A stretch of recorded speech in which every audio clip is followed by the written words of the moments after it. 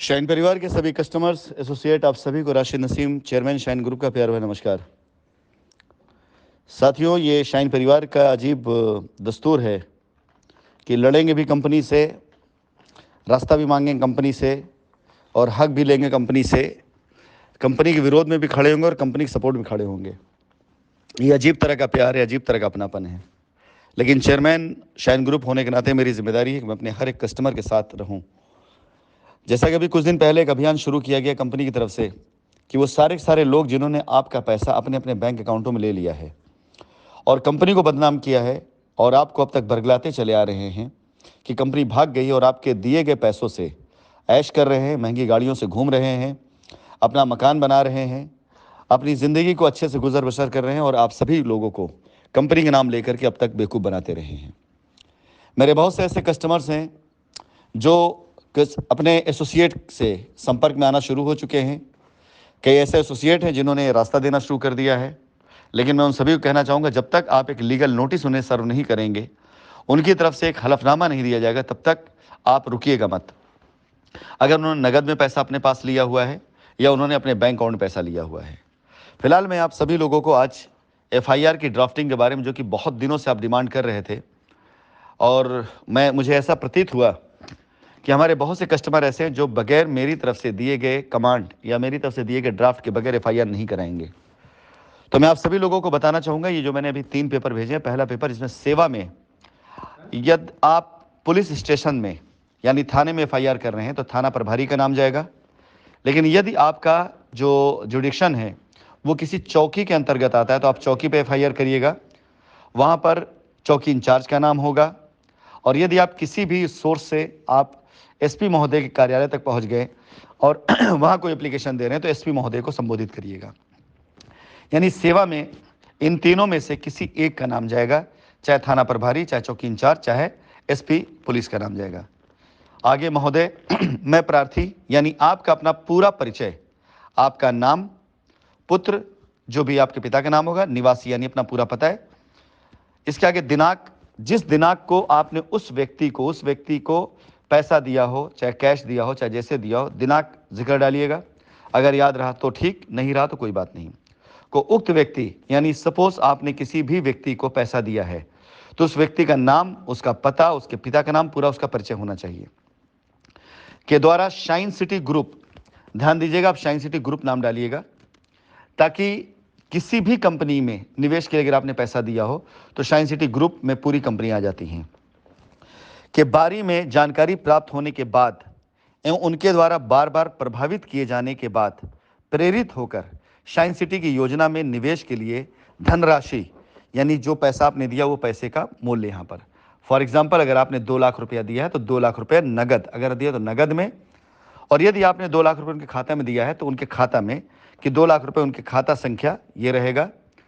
आगे एक line miss कर रहा हूं, अगर आप खाता में दिए होंगे, हो सकता है आपने चेक से दिया हो, तो आप चेक नंबर, यानी जो भी वकील साहब आपकी ड्राफ्टिंग कराएंगे वो इसको पूरा बाकायदा प्रॉपर कर देंगे। तो अगर आपने नगद में दिया है तो धनराशि के आगे अगर 2 लाख नगद, अगर आपने नगद नहीं दिया, उनके खाते में आपने आरटीएस किया है तो 2 लाख धनराशि उनके खाता संख्या में आरटीएस नंबर के साथ में। और यदि आपने चेक दिया है तो योजना में निवेश की धनराशि 2 लाख चेक नंबर इतने इतने से उनके नाम पर आप ये देंगे और आपने उनको दिया है। इसके आगे काफ़ी समय बीत जाने के बाद जब मैंने अपनी धनराशि के बारे में पूछा तो मुझको इन्होंने बताया कि कंपनी भाग गई है और आपका पैसा डूब गया। ये लाइन आपको, यदि उन्होंने ऐसा बोला है तो ज़रूर डालिएगा, या इसके अलावा उन्होंने कुछ और बोला है तो आप ये लाइन डालिएगा। यानी जिन जिन लोगों ने आपसे पैसा लेकर के आपसे पल्ला झाड़ लिया, उन सब के लिए आप ज़रूर से वो लाइन डालिएगा जो उन्होंने आपसे बोला है। अगर उन्होंने कहा कंपनी भाग गई तो आप ये लिखेंगे, अगर उन्होंने कहा कि रुक जाइए कंपनी आएगी पैसा देगी तो आप ये लिखेंगे। जो भी है आप उसको लिखेंगे सच सच, ताकि आपके बयान में कहीं कोई भी बदलाव ना होने पाए। आप सिर्फ बात वो लिखें जो सच हो।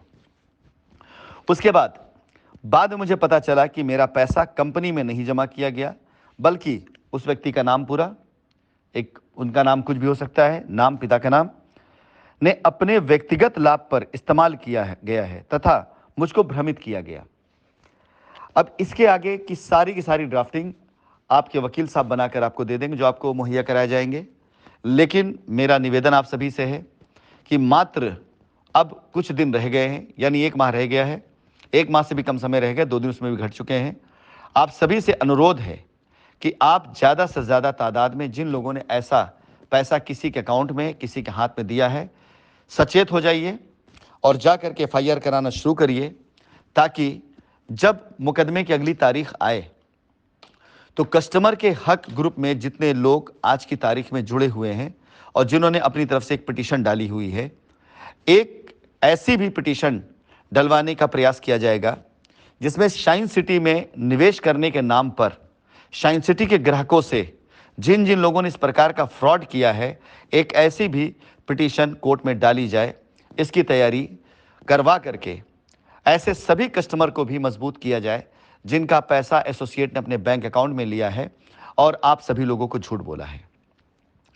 एक निवेदन और मैं अगली वॉइस नोट में भी करूंगा।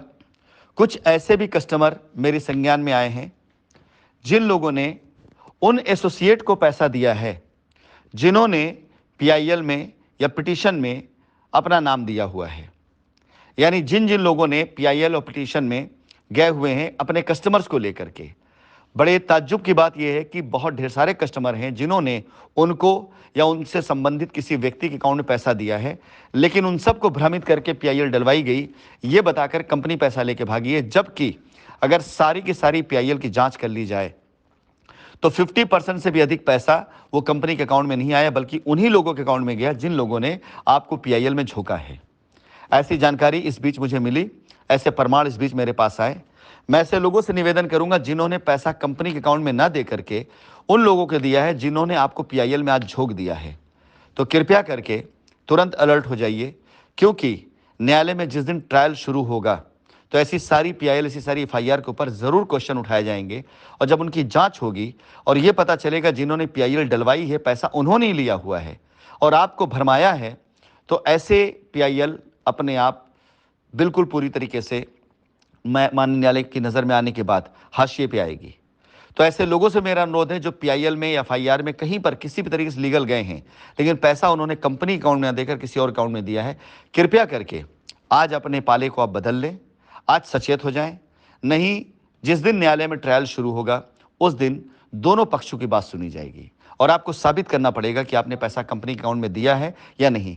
यदि आपने पैसा कंपनी अकाउंट नहीं दिया है तो आपका दावा वहीं पे गिर जाएगा, फिर आप इस लायक भी नहीं रह जाएंगे कि आप दोबारा उस पैसे को क्लेम कर सकें।